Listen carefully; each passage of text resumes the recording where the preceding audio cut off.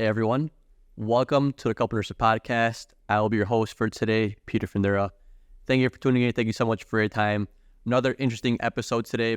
So today I wanted to talk about, is it still worth it becoming a nurse, or is it still worth it being at bedside? So I've been hearing a lot lately about nurses leaving bedside, pursuing other career paths of nursing and leaving the typical staff job. I also have heard a handful of nurses tell me that if they were to go back to school, they wouldn't want to pursue nursing anymore.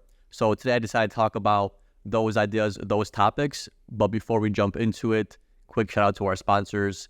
Liquid IV. I drink Liquid IV after every single workout and on my breaks at work. You can use coupon code CONPOD at checkout for a little bit of a discount. Another shout out to BetterHelp. It's never too early, never too late to get a therapy session in. And same thing, use coupon code Cup of Nurses at checkout for a little bit of a discount.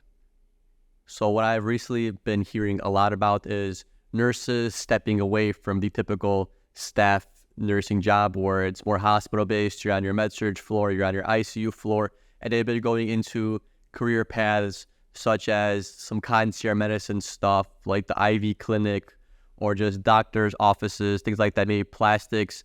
And you're seeing quite a bit of nurses actually leaving bedside, entering those kind of career choices or fields. A lot of this has to do with what has been going on over these past couple of years with the whole widespread infection going on.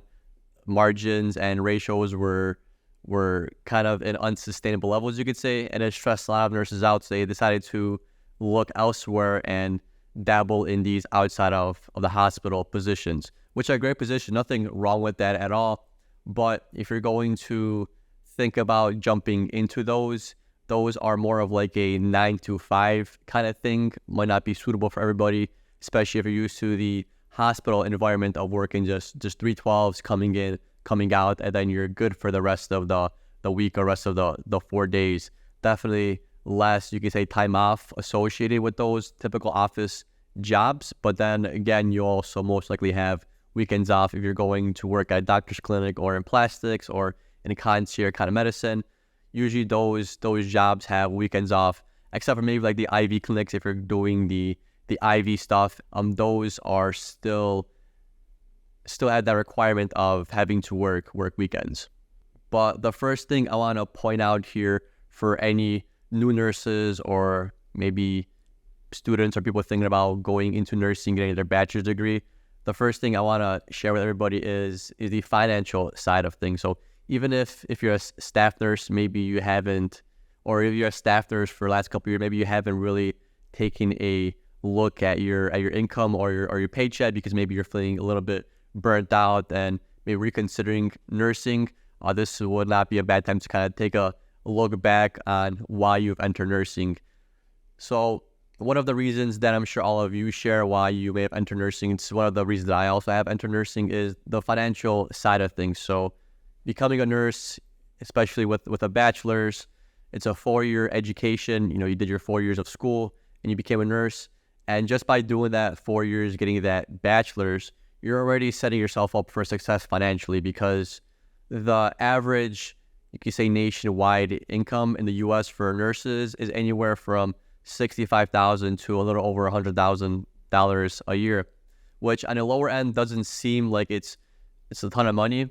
When you go take a look back at the grand scale of things and actually look at the, let's just say, the medium national income of the U.S. So the medium national income of the United States for anybody that's in the middle class is about $70,000. So just by doing that 4 years of school, you're already setting yourself up to be a middle class citizen in a sense. And if you're a little bit older, maybe like in your 30s, 40s, that $75,000 doesn't seem like a lot. But when you're going into nursing school, you're doing the 4 years of education. When you come out of it and you're in your early 20s, you could definitely feel like you have increased your financial standpoint in life, especially if you're maybe working part-time while going to nursing school, or if you haven't been making any kind of money, you're jumping into already the middle class tier just by finishing nursing school. So a lot of us, myself included, one of the reasons that we enter nursing is just for that financial sustainability. Just by you doing that 4 years, you're already setting yourself up in a good financial standpoint. And we all want to make a good amount of money, but we also want to make money doing something that is sustainable and that we actually enjoy. So in my case, I wasn't that big into sitting at a desk and look at the computer all day and maybe do like a typical 9 to 5. I needed something that's more hands-on, and nursing provided that for me. The more hands-on approach where you get to speak to people, you get to do stuff, you get to plan stuff, and it's a little bit of a more physical job versus someone that's maybe in finance or accounting or marketing or those kind of things. I needed something that's going to make me use my hands, move around, and not sit around so much and think. But I also like critical thinking. So I do like thinking about ideas, about concepts, but I didn't want that to be the soul of my responsibility, which kind of, as I'm getting older, looking back at it, maybe that'll be nice, but it's one of those things where if you do something for a few years or quite a bit of time, you kind of reflect and you try to figure out, was this actually a good choice for me? And coming down to it, really thinking about it, I think nursing is definitely a really good choice for myself, and it's a really good choice for anybody that's thinking about it. Just for that aspect, you have that financial sustainability, and you're also out and about moving, you're talking to people, you're doing specific tasks, you're hanging medications, you're passing meds, you're hanging blood, you're doing CPR. It's a really clinical base, it's really hands-on. But like I said, one of the main reasons is the finances. You're setting yourself up for a really good financial future. And that also being said, that was more towards the up-and-coming nurses or people that are maybe thinking about joining nursing or going to school for nursing. If you've been being a nurse for a while and you're not really that well off in your finances, I'm going to say that's kind of your fault, because you make very good money for somebody that just did 4 years of school. If you have a lot of issues with payments, things like that, being a nurse allows you the ability to get yourself out of those financial holes, you could say. Even if you came out of school with a lot of debt from tuition, you still have the means to pay it off. Because if you think about it, you're working 36 hours a week. So you're doing 3 shifts. If you're in a hospital, you're doing 3 12s. And the rest of the 4 days, you could do whatever you want. And you're just doing those 3 shifts, and you're already making, I would say, after the first couple of years, of baseline of like 80K, 75K, 75, 80, depending on the state. But that's a fair assessment to make, that after a few years of being a nurse, getting that experience, you're probably making anywhere from like 75 to 80K in most places of the U.S. So a lot of those financial struggles that typical Americans have right now, you should not be having. If you are, probably a good time to cut down your spending or maybe pick up some overtime. And that goes into another one of my points here, is overtime and shift differential. So when you become a nurse, there is a little bit of a discrepancy on how much you're going to get paid. Usually the nicer, cushy positions, like the day shift, they get paid a little bit less than your evening shift or your night shift. And there's also differential on weekends. So as a nurse, if you're willing to maybe sacrifice a little bit of your quality of life, you could exchange that for some better income, which is not a bad idea if you're young, if you don't have any kids, if you're thinking about maybe going somewhere on vacation, doing something, saving up some money. Doing that night shift in the beginning for the first couple of years is not really a bad idea, because you could get a couple $1,000s more a year just by doing 3 12s on nights. Also doing weekends. So what's nice about nursing is you get paid more for weekends. It sucks that you have to work every other weekend in a hospital. Maybe some places make you work once every 3 weeks, but typically it's every other weekend. The good thing about it is technically you're getting paid more. And if you're doing nights and working the weekend, you could make anywhere from like $5 more an hour in some places, which definitely goes a long way if you add it up over time.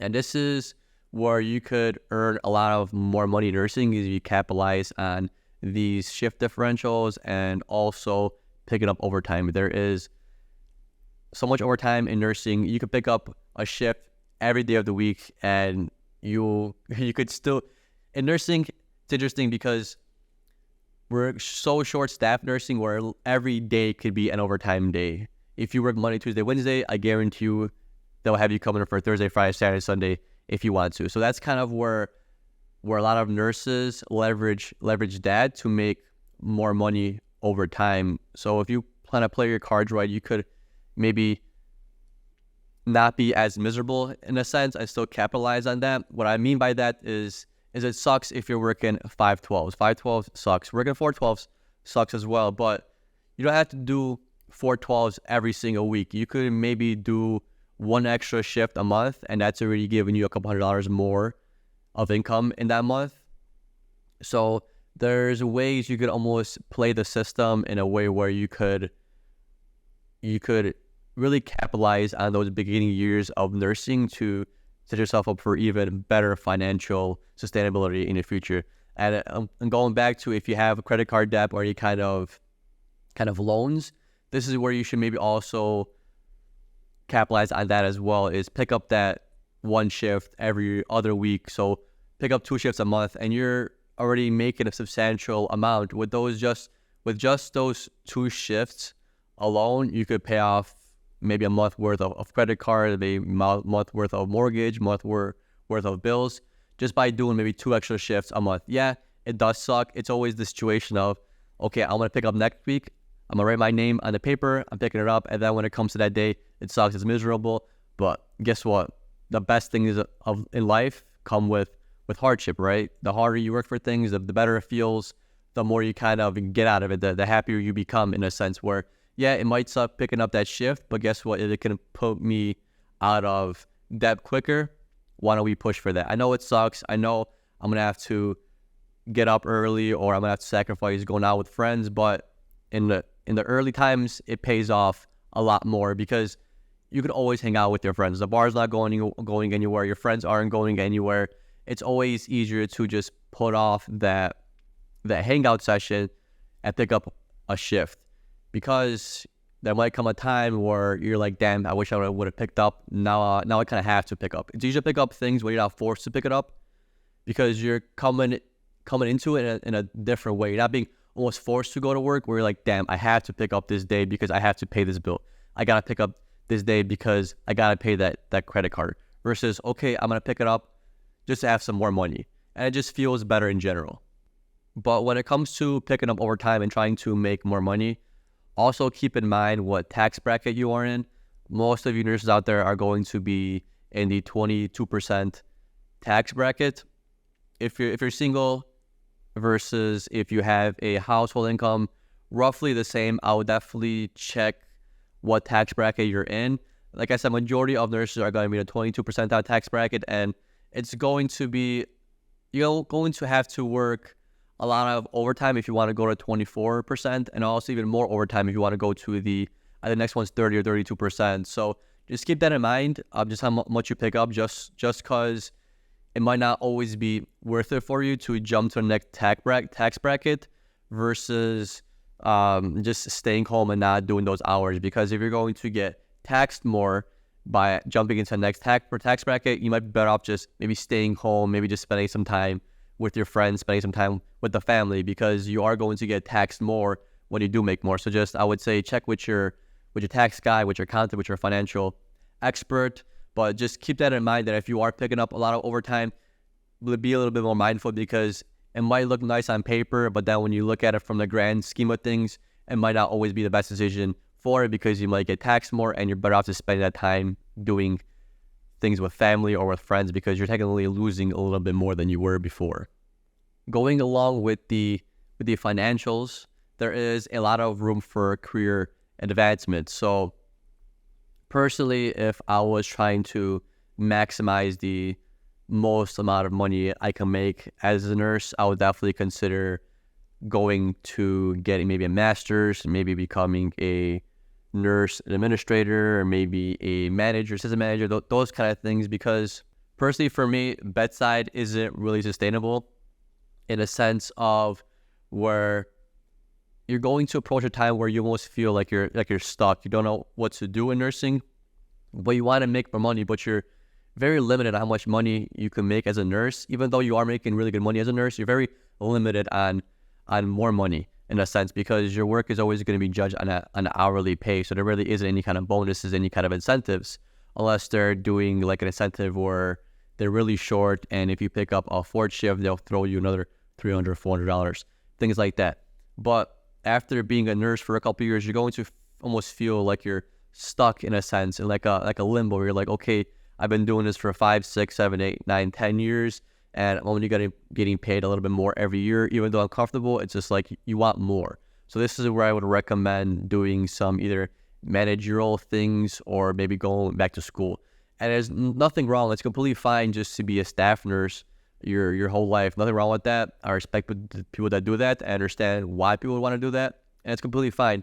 I'm not here to judge you. I'm not saying, hey, you should go out and do more. I'm saying being a nurse is a great position to be in life, and if that's where you want to be, I respect that. That's a good choice, and you're going to be fine in that position for the rest of your life. You're going to be comfortable. Life's going to be good to say the least.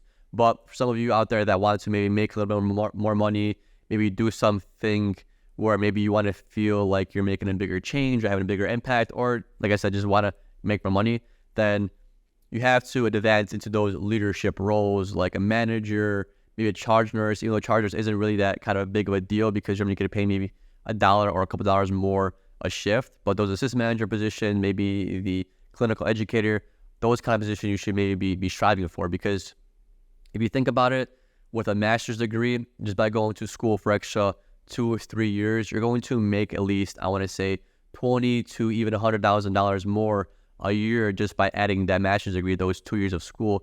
Because even just jumping from a staff nurse to a clinical educator, you're going to probably make like $20,000 more a year just by jumping that. So that's already worth it. Maybe you might pay $50,000 for school for those 2 years, but you have a long life to live, so you're going to pay that off, and you're going to get that $20,000 plus a year up until you decide to retire, and that's something you're going to compound over time, because the more experience you have, the more leverage you have, the more money you can make.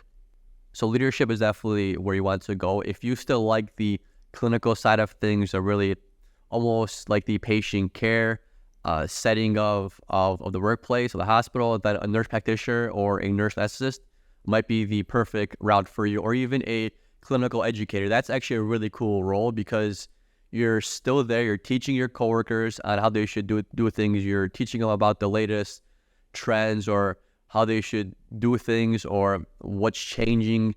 And you're also teaching those new nurses that are just coming up about how to be a good nurse. So you're still there doing the clinical side of things with your peer, with your coworkers, but then you're also helping the future nurses on how to maximize their skills and be more efficient and just be better educated. It's almost like when you become a nurse educator, you reflect on almost in a sense of where nursing failed you or where school failed you or where the hospital failed you, and you try to correct that just so that doesn't happen to the future nurses. Because I guarantee you every single nursing educator out there became an educator because they wanted to do some kind of a change. They wanted to have an impact on either the current nurse situation or the future nurses situation, because at some point they felt like they were maybe not led in the right direction or just weren't giving enough. So it's almost like they want to make the unit a better place because the unit failed them in some kind of way. That's not necessarily like, I'm not saying that units fail nurses. I'm saying the nurses that become good nursing educators, they're usually coming from a place where they can see where improvement needs to be made and how things should move forward in like a clinical educational route. One of the routes that I'm thinking about pursuing is getting my psych NP. So just by getting your NP in really anything in family practice, men's health, all that kind of stuff, if you want to do more of the clinical acute setting, it's up to you. There's a lot of routes where the NP can take you. And the one I always looking into is psych. I always liked psychology. I always thought the brain to be interesting, the brain from a psychological standpoint, not so much the neuro ICU. I hate the neuro ICU. I'm more of a cardiac guy.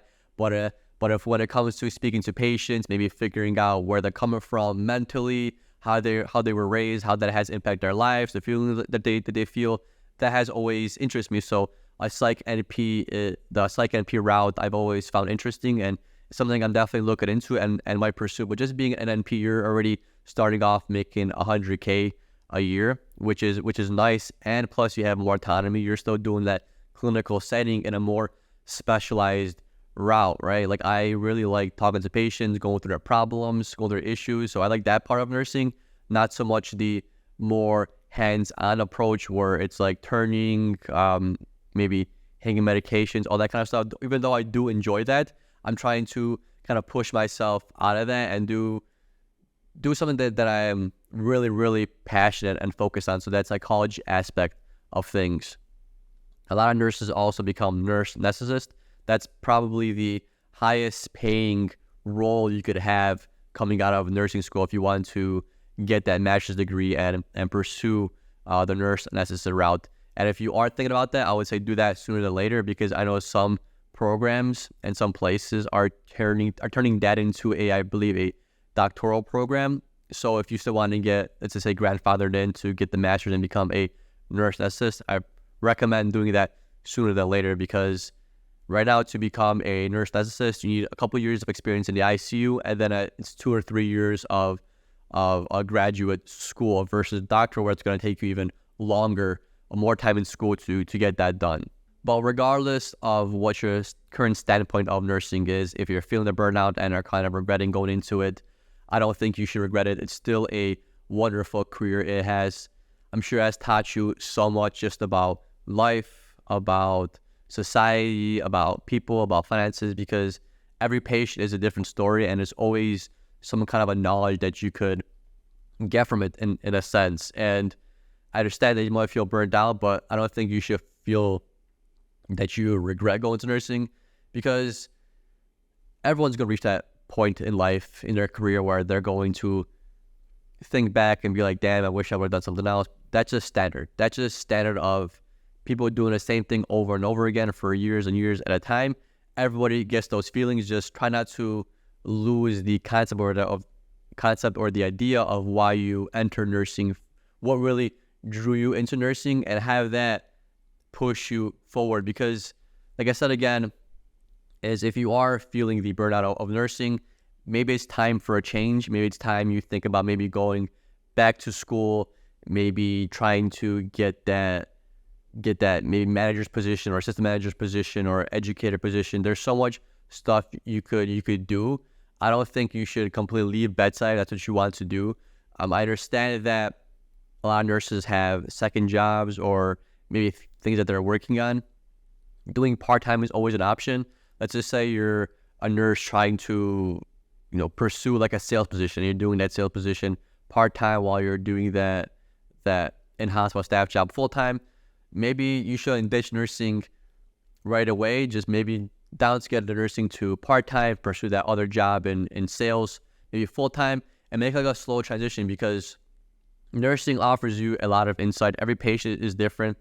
Every patient comes from a different background, and you could literally talk to them about what they did in their career, how they felt, what they learned, all those things, and you could still learn from them. If you're doing, like, let's say, a sales job, a lot of our patients have been salesmen, car salesmen, mortgage salesmen, people doing all types of sales, and you could just talk to them and get some knowledge off of them on how to work a sale, what did they find to work best, how do they approach customers, all that kind of stuff. So all you nurses think about ditching bedside and pursuing something different, you go ahead and do that, but don't leave bedside, because it does still offer a lot of benefit for you. All right, y'all, thank you so much for tuning in. A little bit of a shorter episode this time around, but I've been looking at just nursing and finances, so this episode just came to mind, so I thought I would just talk about it. I hope you enjoyed it. I'll see you guys next week, and have an amazing weekend.